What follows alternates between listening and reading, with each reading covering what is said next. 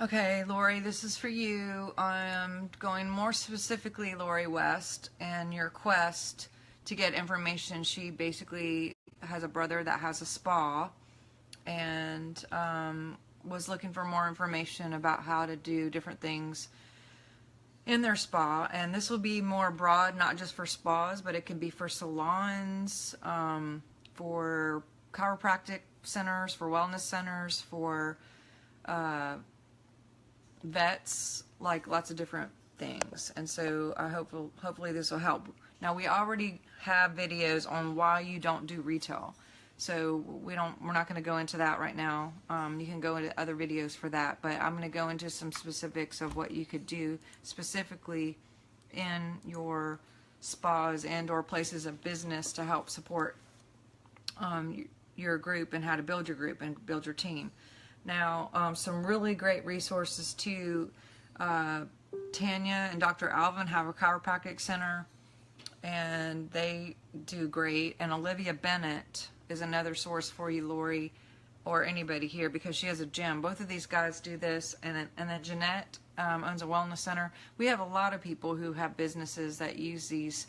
So this is great for you to go to people that you may have these businesses and get them on board so they're doing these things, and you could show them this video after you sign them up. But so let's talk about some things that you could do within the center or within the building that can help their clients get on board with them to sign up.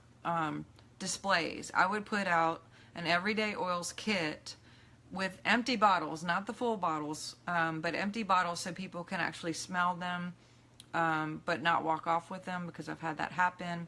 And then on a piece of paper you can put, or type up something for prices and put, this is $250 normally retail, but if you purchase this today, the membership is $150 plus you get this diffuser, and you can have the diffuser out going and running.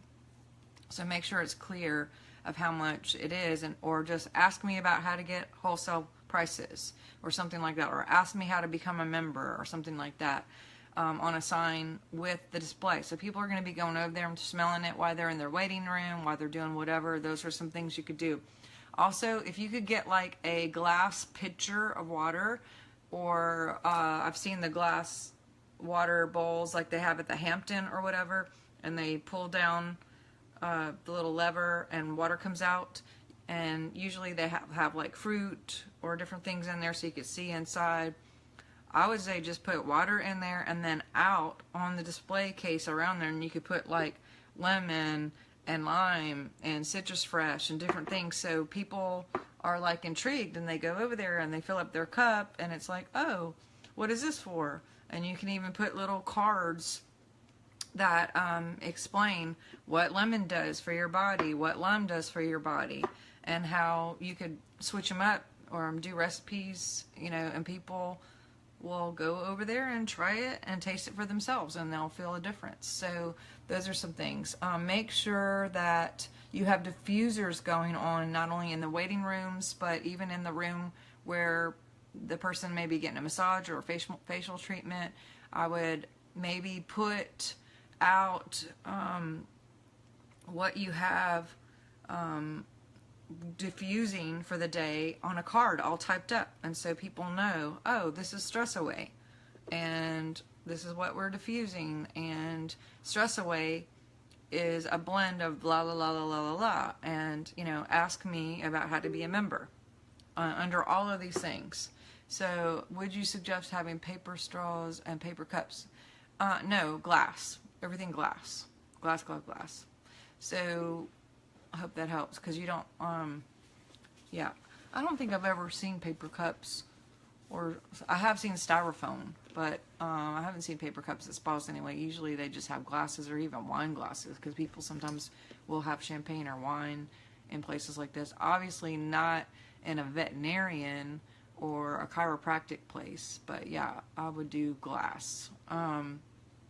Anyway, okay, so you can have diffusers all over the place, and what you're diffusing for the day. Maybe have a new card out for different recipes of what you're diffusing for the day. So right when they come in to sign in, definitely they're going to have that sitting right there to breathe it in and go, oh, what is this? And that's another way that you can get them introduced. I know a biggie too is in your bathrooms. Don't have all kinds of crazy stuff underneath the sink or even on top of the sink. I would use hand sanitizer and the foaming, the push button foam, whatever, sitting out. You can even have the cleaner. Like I use a Thieves, once my Thieves bottle is empty, I fill it with almost complete water and put a little bit of Thieves in it, the Thieves cleaner, and I use it as a spray bottle. So it's advertising what I'm actually cleaning with. And so every now and then I actually have people come over and help me clean the house when I've been gone for whatever. I pay to have cleaners come, and I won't let them use their supplies. I will get them to use my spray bottles that have Thieves on it, and they're using that as a cleaner, and they're seeing that, and we've signed up people that way too, because these guys who clean houses all day, they have serious respiratory issues and stuff because they're around the cleaning supplies all day long. So if you have cleaning supplies anywhere, make sure they're green, and you can even, like I said, use the bottle, reuse the bottle and fill it up. So foam soap, diffusers, kits. I know that Dr. Archer, when Olivia was working with Dr. Archer before she bought her gym, they would put an oil out per day in the sign-in place, and it just said like "smell me," and it would be like some card that would talk about what was in this oil and what it's good for you about, and they would do it, keep it out for the whole week, and then the next week they would do something else. So it's constant changing, where people could see different oils and learn about it and be educated while they were there. You could get brochures on flyers, and brochures on raindrops, or make flyers.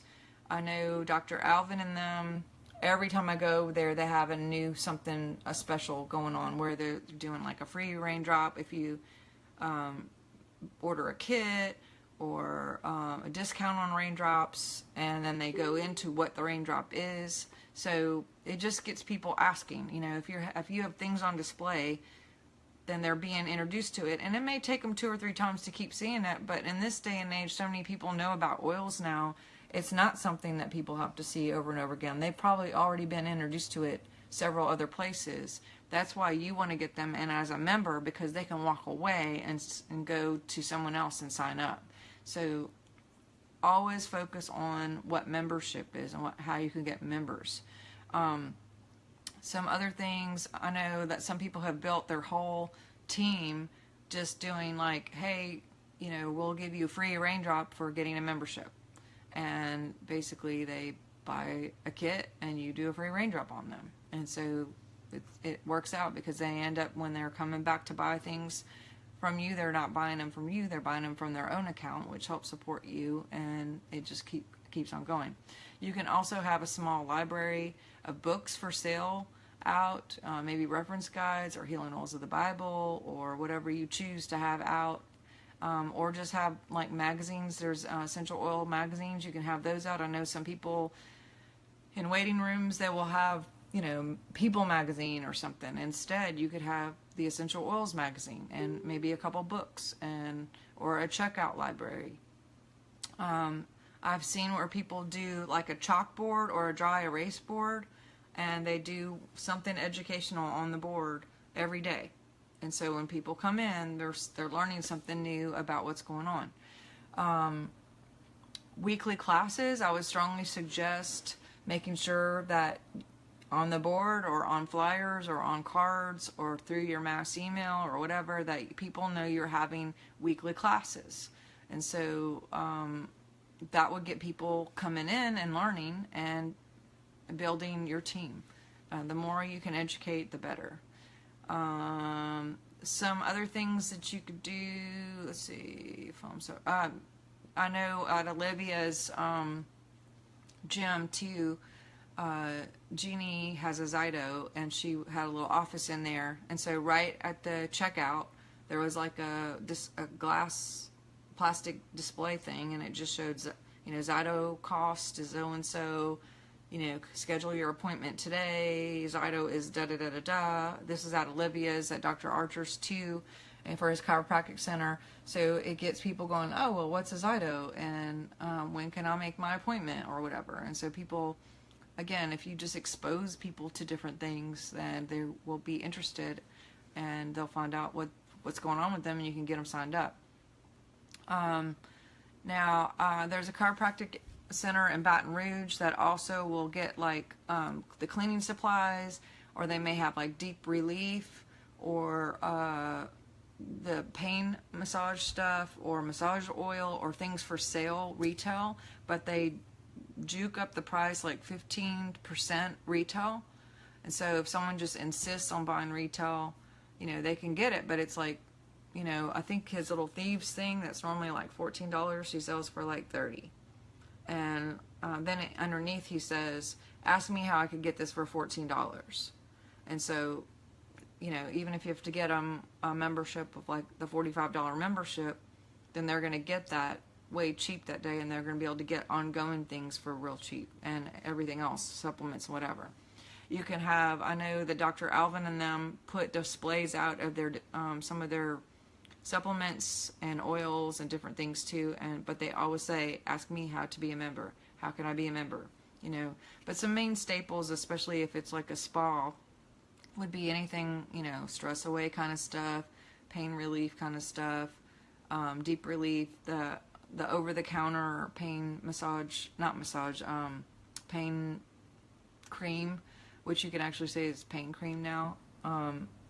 So I hope this helped. But again, not just for Lori, but whoever else, if you guys are doing, going to talk to businesses about getting on board, then they need to know like what kind of things they could do to actually sign people up. I would have forms out on clipboards ready. You can get the form in the group, and they're very colorful and beautiful, and so people can just automatically be ready to do that. Kim is asking, what is the best essential oil book to get? If any of you guys have any questions while I'm here, go ahead and ask too. But that's a great question. Healing Oils of the Bible is a great book. The reference guides are good.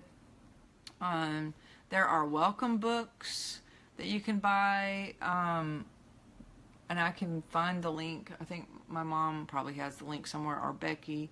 It's just a little tiny book that goes over the basic kit. I would do that one because it's like maybe a couple dollars, and they're just little booklets. They're not like real books, but that way if one walks off, you're not out a bunch of money. And you can even put like a stamp, your member number and everything on there, so people are walking off with it and they still have that when they're ready to sign up, or have your website on there with your member number. But whatever you talk about the most is what people are going to get.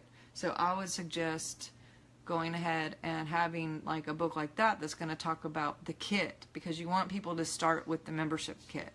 And so, make sure that the membership kit is on display, make sure the diffuser's on display, make sure people know that they're going to get that for free, and also make sure they know that they're going to get all of the free classes and everything with the audios and the videos and the support group. That is included, and that is a huge selling point. So definitely, I hope that helps. Again, if you guys have any more questions, ask here on this thread.